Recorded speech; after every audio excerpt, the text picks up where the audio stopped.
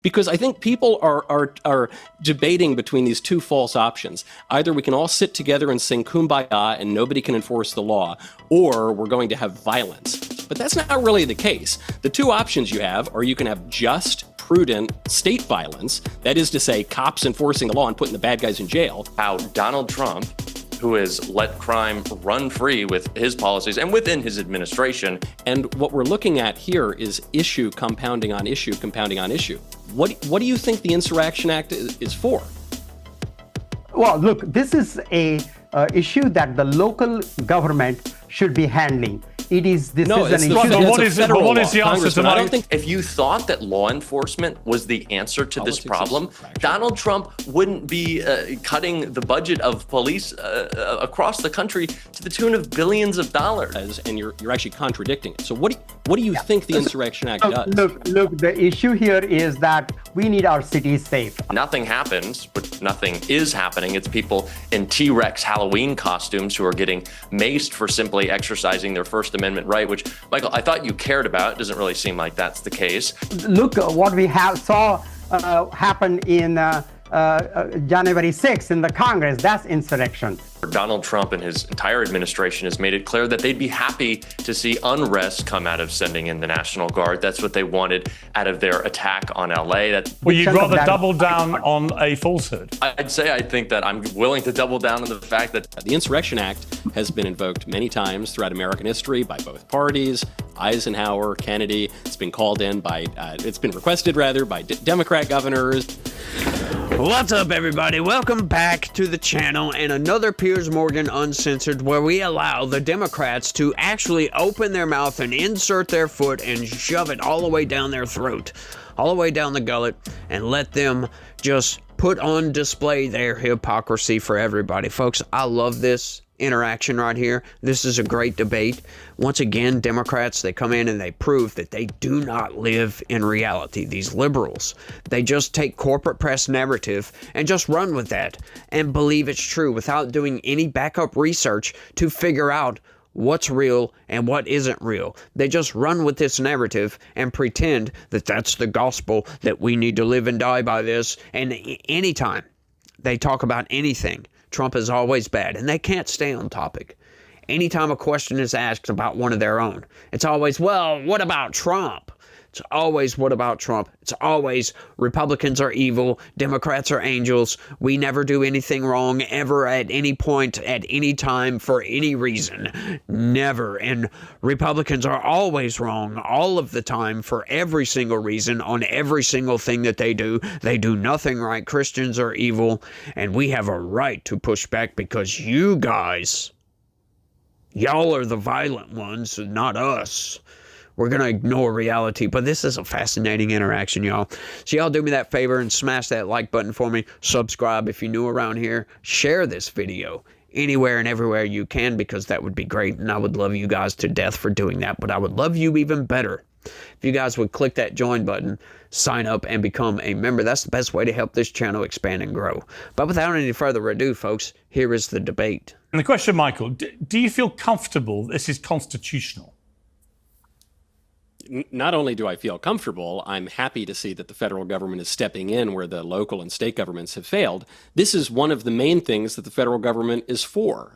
The Insurrection Act has been invoked many times throughout American history by both parties.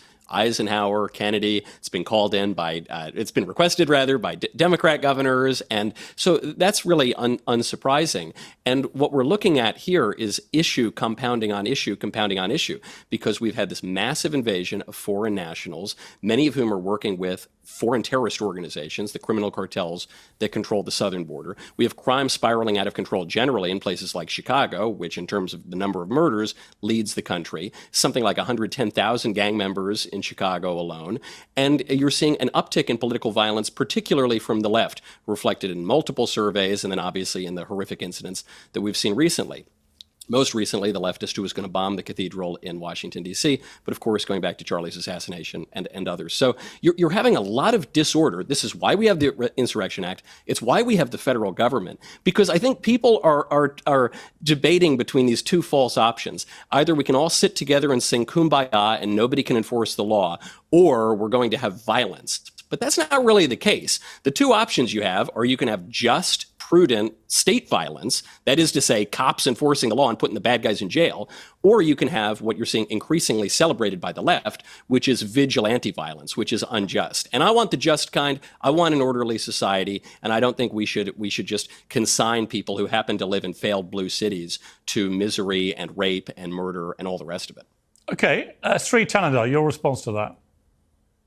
Well, look, militarization of our cities is not the answer. Just yesterday, a mother who's in America for 30 years, she was going to a grocery store to buy some ingredients so she can make meatball soup for her kids. And ICE has detained her. She's now behind in the ICE detention center. I saw her daughter crying. These are not gang members. These are not hardened criminals. They're arresting 17-year-old high school kids, putting away American citizens, 4-5-year-old American citizens, kids who are suffering from leukemia in the ICE detention center, losing their doctor's appointments. You can talk all about gang members. Nobody. Everybody wants. No, I wouldn't talk about that. Look, just to stop you there, but I want to talk specifically about the deployment of federal troops, not necessarily the wider separate issue of what ICE is doing with undocumented people in the United States. I've debated that a lot. We can touch on that in a moment, but just specifically on the deployment of federal troops in states which are not DC, where obviously the federal government can do that. The president has that power. There is this raging argument now about whether it is constitutional, whether it is lawful for the president of the United States to do what Trump is now rolling out in places like Chicago. What is your view of that? It's not only not legal, it's not only unconstitutional, but more importantly, it's not even good business, because this costs so much, putting federal troops in cities. Instead of that, if federal government can give the grants so that local police, law enforcement can hire more people. Right now, they are severely understaffed. They don't have the resources they need to keep our cities safe. Now, in a long-term process... But aren't you answering your question? I mean, aren't you I think you're making the point. Right. I mean, in a way, what you just said is the rationale for doing it, isn't it? I mean, they're under-resourced. No. They don't have enough people. They can't control the crime. Donald Trump is recognizing this, and he's doing something about it. And I'm curious about how many regular Americans who live in some of these very crime-ridden inner cities in America are really as opposed to it as you sound like you are. Because, if you've got a lot of crime going on around you and the police are woefully under-resourced, why would you object to seeing some troops on the streets to just try and restore order and perhaps send a real message to criminals? See, putting military and reserves all over America, major American cities, and militarization of our country is not the solution. The solution is empower the local law enforcement, give them the funds that they need. It's the funding that needs to come so we can have a more long-term, long-lasting solution to it. Congressman, are you familiar with the Insurrection Act? Yes, I am. Yes, I am. And this so what do you think that's for? You said that this was illegal. You said it was not unconstitutional and illegal for the federal government to send National Guard into cities and states. What do you think the Insurrection Act is for? Well, look, this is a issue that the local government should be handling. What is the answer to my... I don't think you understand the Insurrection Act. Right, to Michael's... well, let me just ask, Congressman, do you actually know what the Insurrection Act says? Yes, but this is... hang on. What does it say? Well, look, what we saw happen in January 6th in the Congress, that's insurrection. No, that's not the question. The question is, are you familiar? Obviously, the government is citing the Insurrection Act as the empowerment to do what it's doing. Are you familiar with what the Insurrection Act allows? Yes, I am. But look, this president has used all kinds of excuses to break the law. This president has used... No, but that is the law. So what is the law, Congressman? You say you're familiar with the Insurrection Act, but you don't seem to be able to describe what it does, and you're actually contradicting it. So what do you think the Insurrection Act does? Look, the issue here is that we need our cities safe. Americans want Well, Congressman, with all due respect, that's not an answer to the question. I mean, Michael, can you lay out what you believe allows Donald Trump to act so unlawfully? Hang on. Jack, I'm going to come to you very shortly. But just to be clear, Congressman, it's a pretty simple question that Michael posed, which is the government are citing the Insurrection Act as the rationale and the legal tool by which they can do what they're doing. You said it's illegal and wrong, and they shouldn't be doing it. But you seem to be struggling to explain what the Insurrection Act actually is. And Michael, quite rightly, is saying, well, can you just tell us? Well, whatever it is, when the National Guards are picking up trash and the National Guards are watering the flowers, that is not Insurrection Act, and that's not what this is meant to be. But do you know what it is, the act? Yeah. What is it? When there is an insurrection, the government has powers to use military, use reserve to address those situations. And this is clearly not the situation here. What we need to do is empower local law enforcement. Okay, I love that. It's like pulling teeth, and you finally get the answer from these people. That's a sitting congressman right there. As a matter of fact, that is the congressman responsible for writing up articles of impeachment on Donald Trump not that long ago for no apparent reason whatsoever. Just because. That's why he wrote up articles of impeachment. But look, the Insurrection Act right now, generally speaking, is about when local police can't handle a situation, when civil disobedience turns into rioting and overwhelms the local municipalities, then the federal government can step in. But in this case, it's a little bit different because the local municipalities, the local police department, sheriffs and all that other stuff, they're just refusing to do their job. They're refusing to keep their citizens safe. There's a whole lot of crime going on in a lot of these areas. And what the Democrats are doing, they're trying to say, no, we need to empower the local. That would empower the local police, as a matter of fact. But you can't just say, oh, let's empower the local police and then advocate for soft on crime policies. That's the opposite. Those two things are antithetical to each other, my dude. And that's what Democrats are doing right now. They say, we cannot law enforce our way out of the criminality in this country. It's like, no, but you must, right? Like, we can all agree that, just hard, tough on crime policies won't fix crime. We can all agree to that. Like I don't think there's anything that will fix crime completely, but we can reduce a lot of crime by being tough. We get the criminals off the streets. That helps, right? We can all agree that helps. Democrats won't agree. But look, there's other policies that need to be implemented to prevent crime from happening. Now, they advocate for, hey, let's just dump a bunch of money onto these problems. How about this? Let's give millions upon millions of dollars to NGOs that have overhead and they have the employees to pay for, and that they spend all this money and really don't see many results. Let's continue to do this because, it's in the name of crime prevention. Oh, they say they prevent crime, but they can't really show any achievements from their efforts at all. And I'll find that fascinating. And they just say, let's dump money onto the problem. And Republicans are like, we can't do that. We're spending in a $1.8 trillion deficit. And, just throwing money at problems proves, we've proven over time that you can't just throw money at problems and fix it. So, Republicans are like, we've got to fix the culture. That's the way you fix crime. Fixing the culture. You make people not want to engage in criminality, as a matter of fact. But in the meantime, you can't just allow criminals to get away with their criminality unfettered and unchecked. You've got to send in, right? So the point of the National Guard is to send them in, and this will prevent some crime.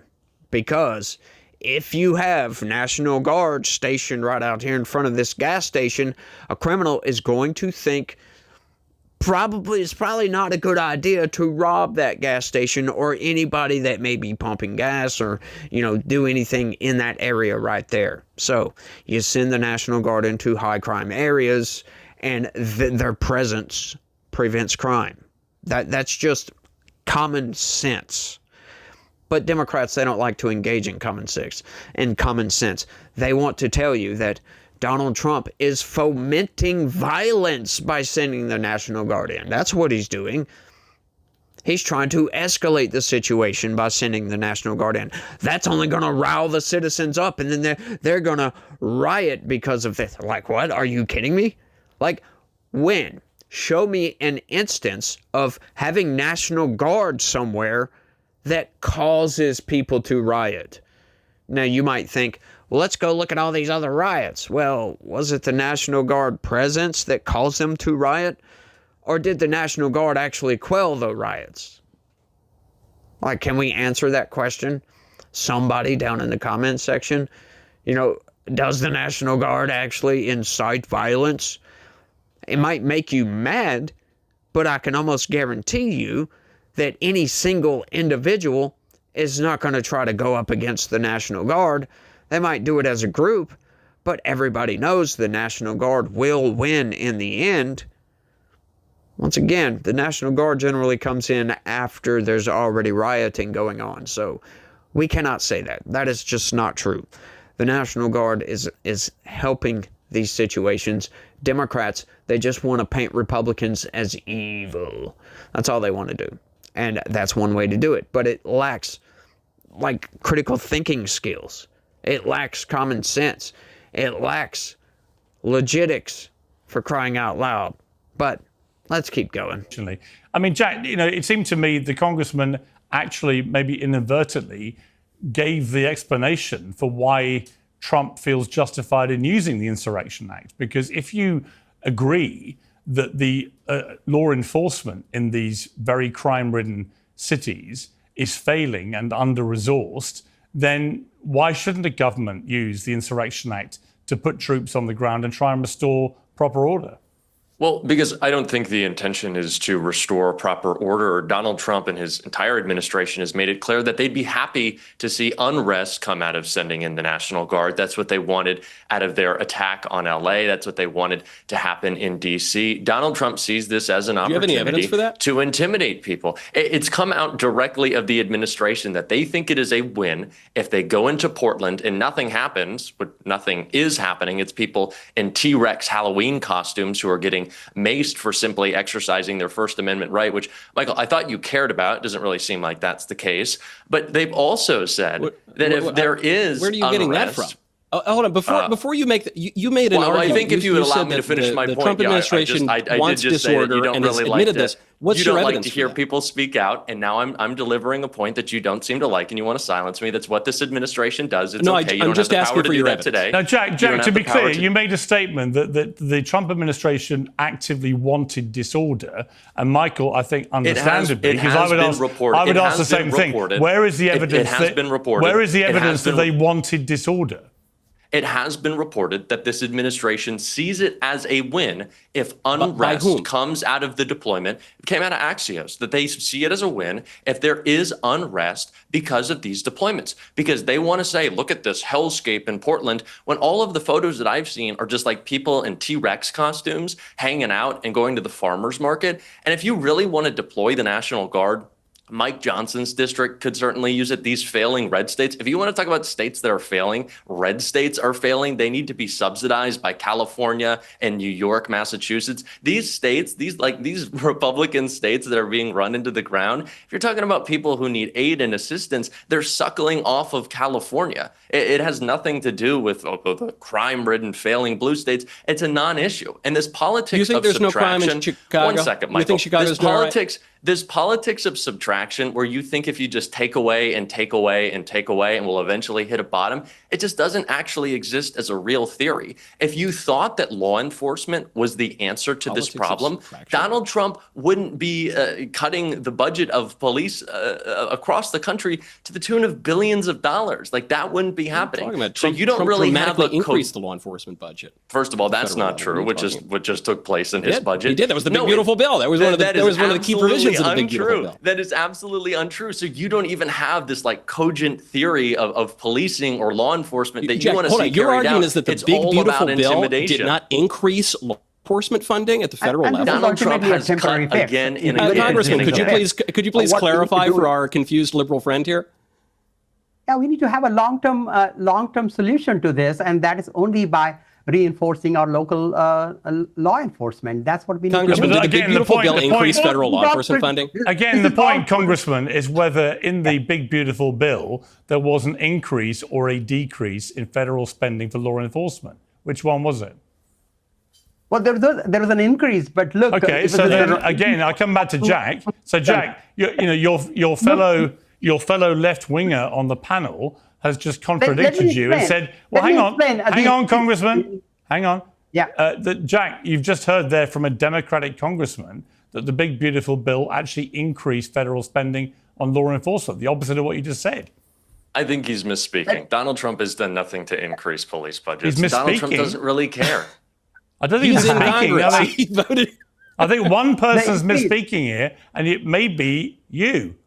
It's not. There's nothing that Donald Trump has done to actually, one second, there's nothing that Donald Trump, the supposed back the blue guy, has done to support police in this country. He doesn't actually care. It's a gimmick. It's a game. Michael, I know you're familiar with that. It's fine. But Donald Trump doesn't care. If he did, he wouldn't have pardoned 1,500 cop-beating insurrectionists to go out and reoffend and reoffend. If you want to talk about crime in this country and who's being let loose on the streets, I think Donald Trump is allowing that to happen more than any other single person in this country. So I don't really know how you could make the case that this administration cares about policing, cares about crime, cares about law enforcement, when every action that they have publicly taken and celebrated is to the opposite of that argument, Michael. Yeah, I guess there are very few things that Democrat congressmen and I agree on, but what Congress just did in President Trump's Big Beautiful Bill would happen to be one of them, and it's that he's increased federal law enforcement funding. So, I don't know where your confusion comes from, but it's manifest. Okay, so I'm gonna try to square all this up and give you guys as close to the truth as possible on this. I'm gonna give you basically what I think about what is going on right here. Okay, so what Democrats are doing, they're trying to pretend nothing to see here, folks. Like he said, oh, it's just a bunch of people running around in Halloween costumes. There's no crime whatsoever. Well, that's not true. They are drastically underestimating what's going on, like in Portland, in Chicago, and all these places. And you got Republicans. They're kind of slightly overestimating what's going on, calling it a crime-ridden hellscape, blah, blah, blah, blah, blah, right? Like, it's just certain areas in these places, right? Not the whole area. What the corporate press does is they'll go into one of these areas, or they'll go to a protest where there's no rioting going on, film a little bit, and then show you guys, look, nothing to see here. And then these people, they'll take and report on that. Donald Trump is trying to foment violence. Blah, blah, blah, blah, blah. All the reporting says such. Blah, blah, blah, blah, blah. Nonsense. They don't show you when the violence starts taking place, when the riots or when the protests turn riotous and these people get out of hand. We've seen attacks almost every single day on ICE facilities, folks. Almost every single day. Chicago's the same way. They have really high crime rates. They are trying to ignore those crime rates. Now, once again, Republicans, they're kind of overestimating the situation. Does it really require the National Guard in Portland? That it's riding that line. But what Donald Trump is saying is, look, it's one of those situations where it's like, okay, well, these people voted for it. Let them live with what they voted for, right? Well, the problem is not everybody voted for this. The corporate press will try to tell you, well, it's only one square block. Really? One square block? So are we just trying to say that we can just live with one square block being just completely out of hand? No. Donald Trump says, not enough of this. He's going to send in the National Guard. I think it's a good idea, to be honest with you, right? And then this guy trying to say, well, Donald Trump doesn't care about violence in this country. That's just patently false, just completely untrue. Just completely untrue. None of this makes any sense, folks. Look, I think the National Guard is necessary in Chicago because Chicago has been ran by Democrats for over 100 years. And what's fascinating about that, they try to still, till this day, blame Republicans. They're blaming Donald Trump for fomenting violence by sending in the National Guard to protect federal ICE agents. They're trying to blame their problems on Republicans when they've been ran by Democrats for over 100 years. It's the same thing in Portland, folks. Look, Not everybody wants all this violence, wants all this chaos going on all the time. So you got to send in the federal agents when the local municipalities refuse to enforce the laws that are on the books. They just refuse to. They think that riots are protests. The corporate press isn't helping anything, folks, because they don't report the truth. They give you one side of the story. And if they want to portray the narrative that there's nothing to see here, then they will do everything they can to portray that narrative. But if you look into it, you can see instance after instance after instance after instance of, in Portland, people getting attacked for no apparent reason. Attacks on ICE facilities on a daily basis. This is a tactic that the corporate press use, right? I know you guys have probably been seeing a lot of the videos of an ICE agent shoving somebody to the ground, right? Just boom. That's it. Notice the video on that. Notice that the video starts with the ICE agent grabbing somebody and shoving them to the ground.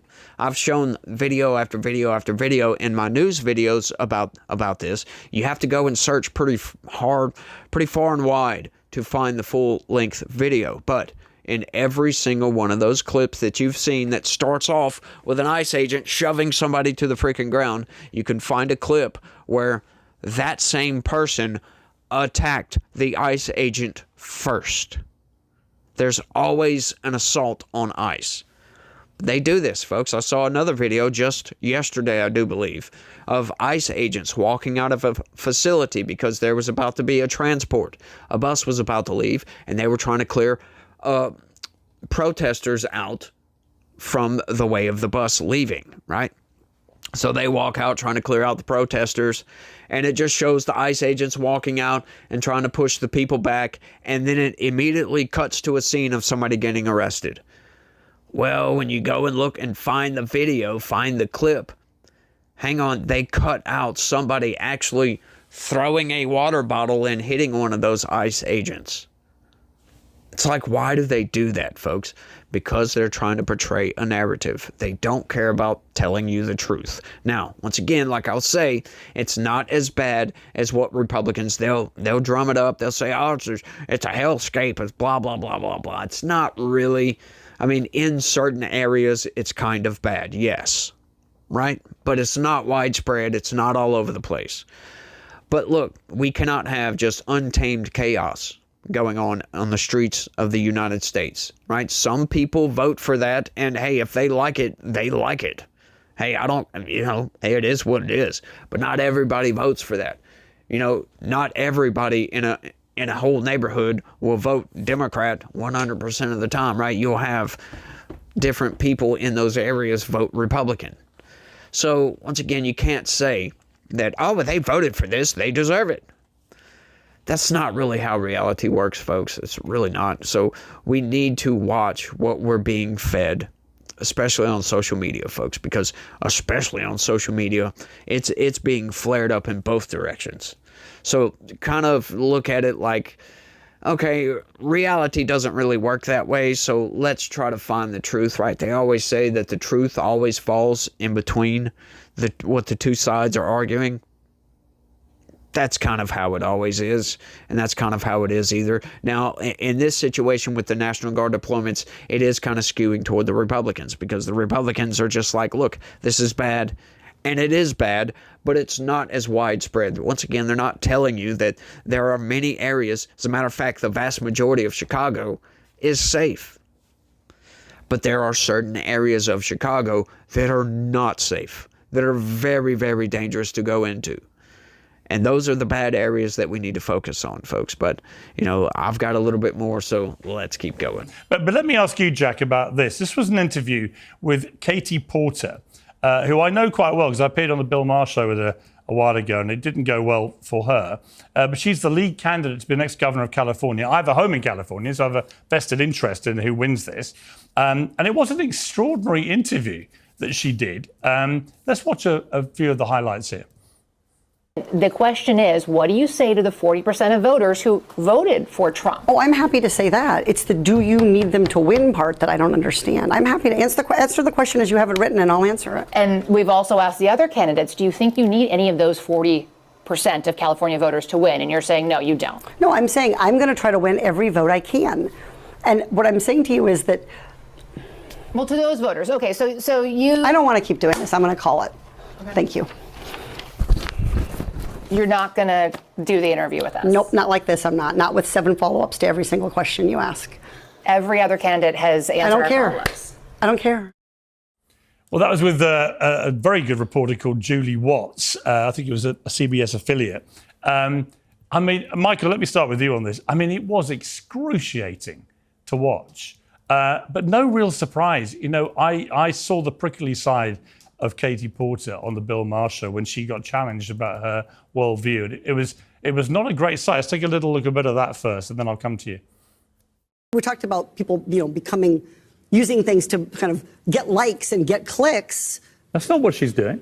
It's not? I've got no truck for right against personally, but all I've seen her do is stand up for women's rights to fairness and equality. Well, she actually competed against Leah Thomas, and it was obviously unfair. Leah Thomas won one of the races in the NCAA championships by 50 seconds against a bunch of biological females who simply couldn't keep up. That cannot be right. It cannot be fair. And the audience then burst into raucous applause, which she found completely astonishing because it's a liberal crowd. What's going on here, Michael? Why would you, if you're doing a television interview, why would you behave in such a graceless, rude, arrogant manner, do you think? She's behaving in an entitled way because she has enjoyed entitlement, along with the Democrats, for most of her political career. And I'm sure that she sat down and thought, this is CBS News, this is a mainstream news network, it's going to be a bunch of softballs, I'm not going to have to answer anything. And she gets mild pushback. I have to give a little credit to CBS here. CBS, of the major news networks, generally does a much, much better job than the other ones do. But this is very mild pushback, and even that is so shocking to Katie Porter. If she had to endure 1/1000th the scrutiny that every Republican politician has to endure from the beginning of his career in the media, she wouldn't have made it past dog catcher of Palookaville. Yeah. But you're seeing a real sea change here. Yeah, Jack, I mean, you're shaking your head, but come on, man, that was embarrassing.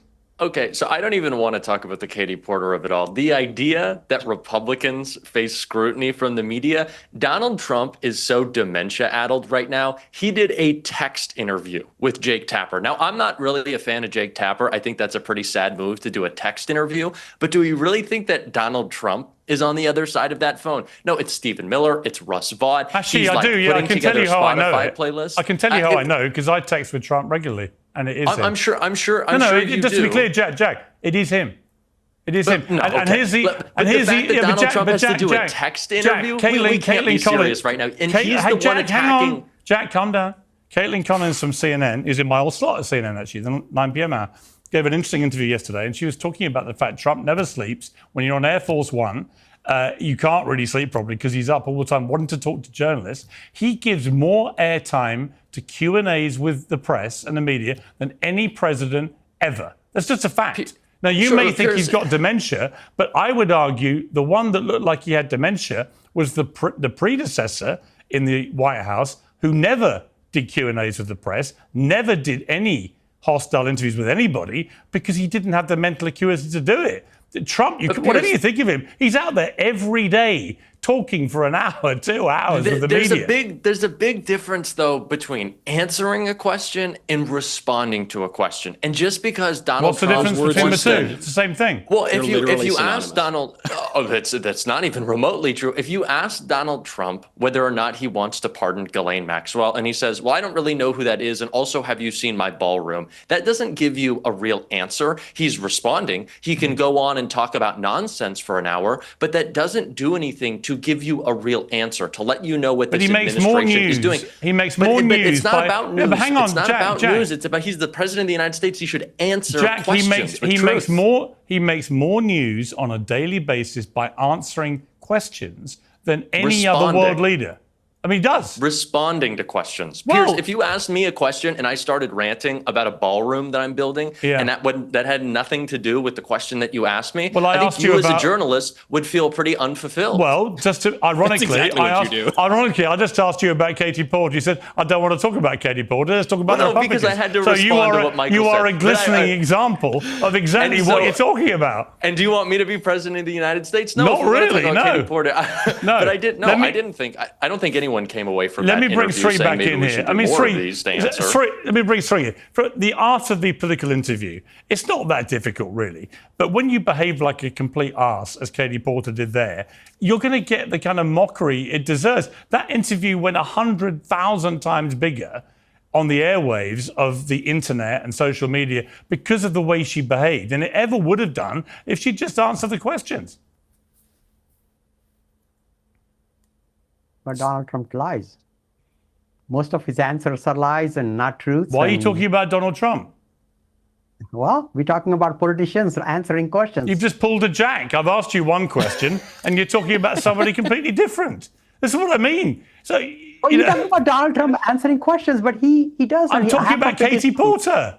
But so, Piers, are you going to hold us more accountable for wanting to discuss multiple topics than you are the president of the United States? No, and if he's we not want to on talk the about panel, transparency, Jack. where's the transparency? I'm glad that you asked you're Speaker new Johnson to the panel. about Epstein. Jack, you're new to Uncensored. Here's how this works.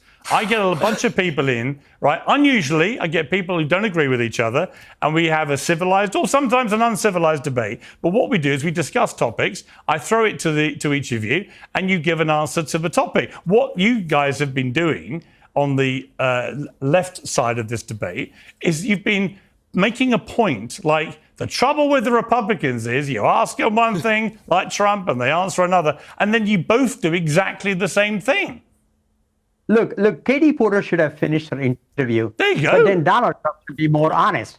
Donald Trump should be more honest. Those two things can be completely true at the same time. But you should just, in terms of an interview with a politician, you just failed as well. Because all you had to say was that, right? How hard is it to just give a straight answer to a straight question? When I do interviews where I'm the subject, people ask me questions, I just answer them. I don't care. Ask me whatever you want. I couldn't give a monkey's cuss. And I was happy to get to the end of that point if Michael hadn't so rudely interrupted me. I don't know what that's well, you had a about. chance to answer it straight away. That was the point.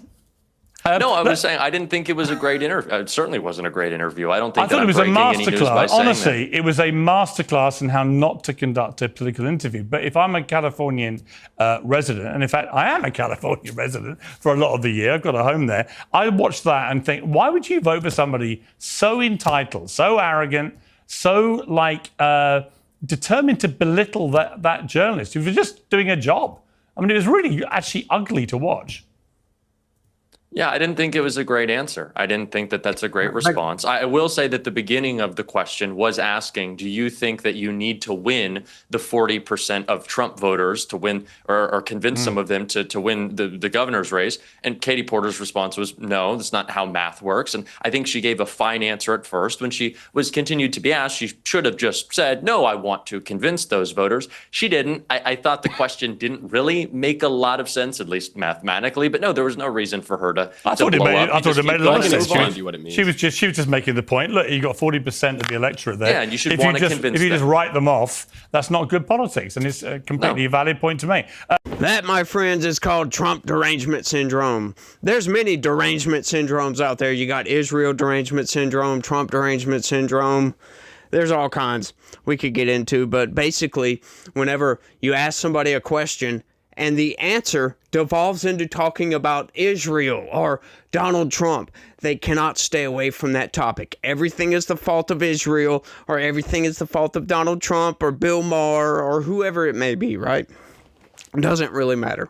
They can't stay on topic at all. And I just love that. You want to blame all that ails you, right, on Donald Trump or Israel, or everything is the fault of this one individual. I just find that so fascinating. So the fact that it took Piers Morgan to drag that answer out of these people speaks a lot to how they view the world. Right? You can look at this interview. I covered this, as a matter of fact, in an odd video. I normally don't do videos like that, but I covered this the other day, and it's just amazing to see the entitlement of these people and how that could get out onto the internet and everybody see this and still support the Democrat. You can look at these actions. It's just abhorrent behavior, right? We can look at that and say, well, this person is a Karen. She's not Katie Porter. She's Karen Porter, as to how she's acting. A congresswoman should not be acting like that. The governor of a state should not be acting that entitled. These people need to think about their constituency. They should be acting with grace and compassion and speaking in a charismatic way to try to reach voters. Like, I was talking about that the other day. Like, she doesn't care about going after Trump voters. Now, we know for a fact that a lot of independents voted for Donald Trump during that election. She doesn't care about going after those independent voters because she knows that, you know, California is mostly blue and they vote blue no matter who. But her entire campaign is contingent upon the fact that she's going to be the only Democrat running. And if you go look at that race, there's a lot of Democrats running for the governor's seat. And I don't see her winning, not after this week, because not only did that interview come out, but another clip of her coming out screaming at her staffers saying, "Get the F out of my shot." Just once again, acting like the most entitled person on the planet. And most normal people will look at that and it's a very, very massive turnoff. Massive turnoff. And it's sad that this dude, even in his criticism, had to resort to, well, it was a dumb question. Math doesn't work that way. What do you mean math doesn't work that way? Right? It's not about math. An election isn't just math and that's it.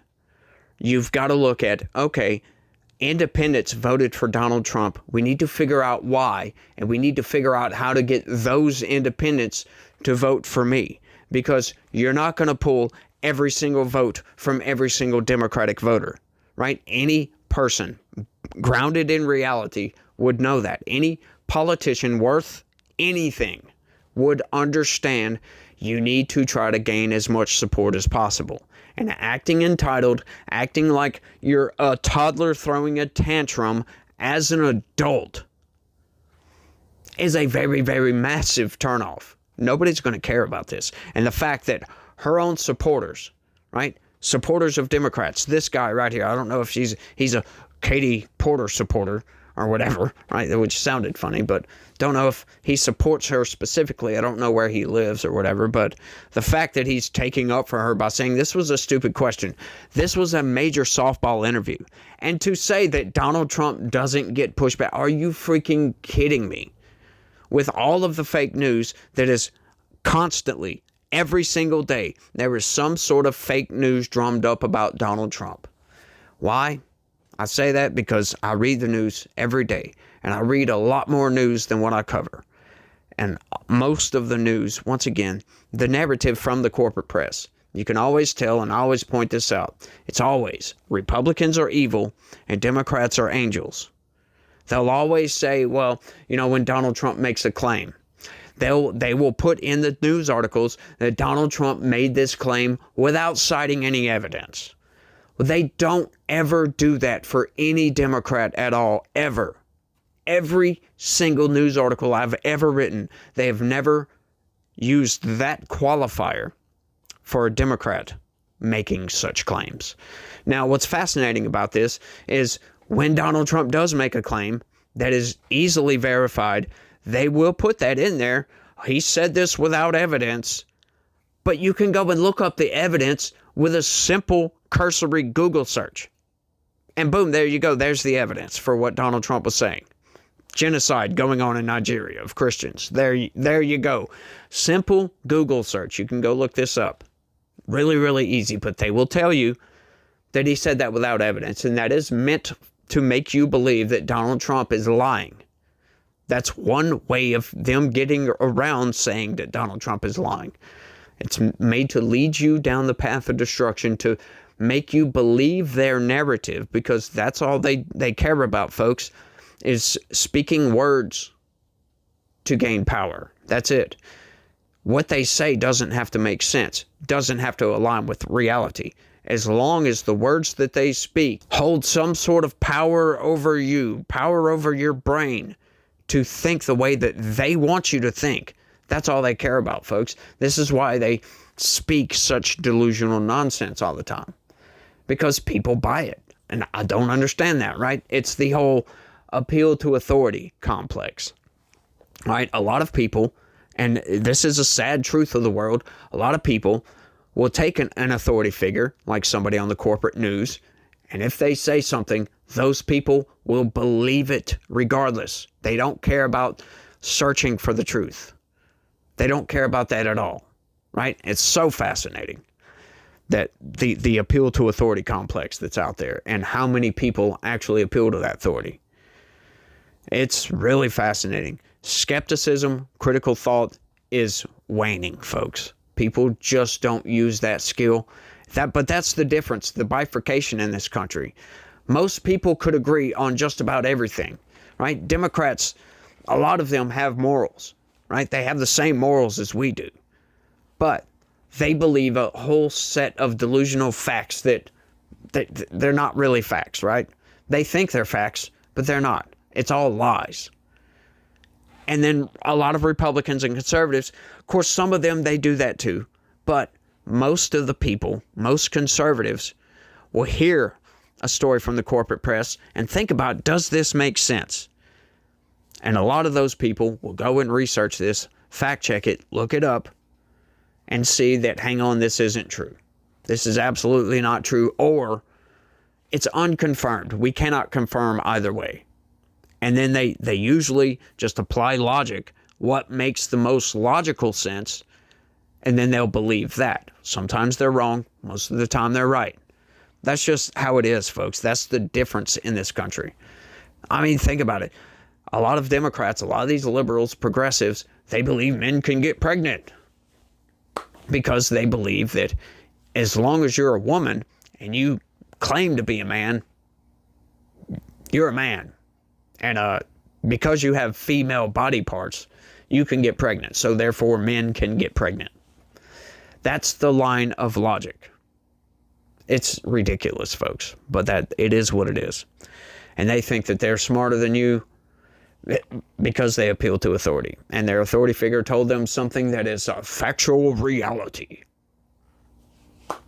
And you're just a stupid redneck conservative hick. You don't know anything. You didn't go to college. So they're smarter than you. They're better than you.